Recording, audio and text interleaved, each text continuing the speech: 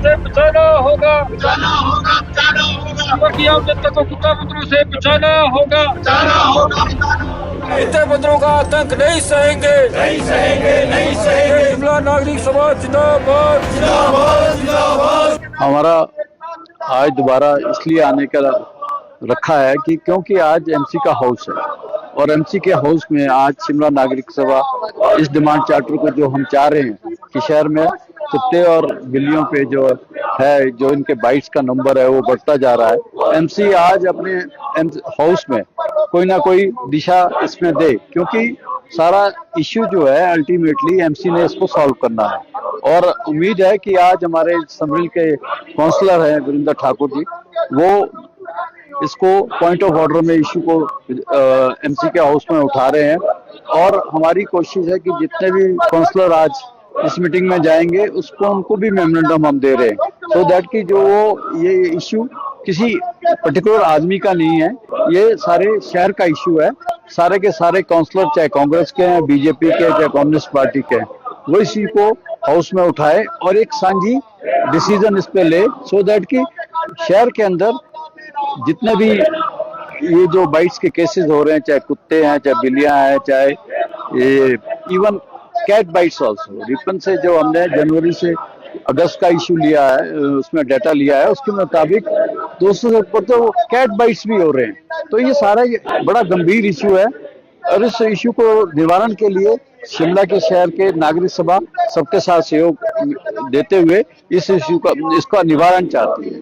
लंबे समय से अगर बात की जाए कुत्ते और बंदरों का आतंक बढ़ता जा रहा है, सरकारें भी यहाँ पर जो आती है घोषणा पत्र में इसको शामिल करती है, लेकिन अभी तक समस्या जस की तस बनी हुई है। क्या लगता है कि इस पर नगर निगम कोई स्टेप उठाएगा? हमारे को उम्मीद है कि नगर निगम इस पे कोई ना कोई स्टेप उठाएगी। अगर नगर निगम इस पे स्टेप नहीं उठाएंगे, हम वार्ड में लोगों के बीच दोबारा जाके वार्डों में इस इश्यू की समस्या सबसे ज्यादा है, उनको इन्वॉल्व करते हुए एक लंबी लड़ाई लाने की कोशिश करें।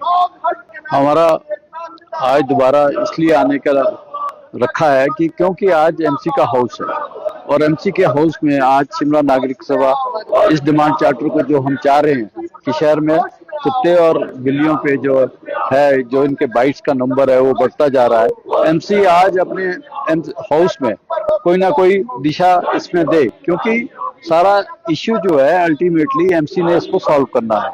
और उम्मीद है कि आज हमारे समरिल के काउंसलर हैं गुरिंदर ठाकुर जी, वो इसको पॉइंट ऑफ ऑर्डर में इशू को एमसी के हाउस में उठा रहे हैं। और हमारी कोशिश है कि जितने भी काउंसलर आज इस मीटिंग में जाएंगे उसको उनको भी मेमोरेंडम हम दे रहे हैं, सो दैट कि जो वो ये इशू किसी पर्टिकुलर आदमी का नहीं है, ये सारे शहर का इशू है।